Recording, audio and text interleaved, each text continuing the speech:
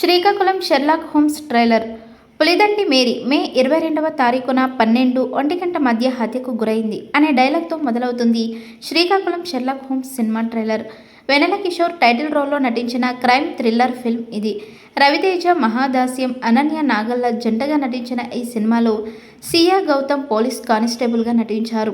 Writer Mohan దర్శకత్వంలో Shri Ganapati cinemas పతాకంపై లాస్యారెడ్డి సమర్పణలో వెన్నుపూస రమణారెడ్డి నిర్మించిన ఈ చిత్రం ఈ నెల 25న విడుదల కానుంది. ఈ సందర్భంగా ఈ సినిమా ట్రైలర్ను సోమవారం రిలీజ్ చేశారు. ఈ సినిమా ట్రైలర్ అయితే అన్ని వర్గాల వారిని బాగా ఆకట్టుకుందనే చెప్పవచ్చు.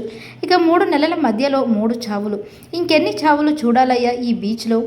ఇంద్రధనస్సులో కలర్లు 7, ఈ క్రైమ్ సస్పెక్ట్లు కూడా 7. నా కాడ ఇన్ఫర్మేషన్ ఉన్నది, కన్ఫర్మేషన్ కోసం చూస్తున్నాను, ఇక తీగ లాగడమే అనే డైలాగ్స్ ఈ ట్రైలర్లో ఉన్నాయి.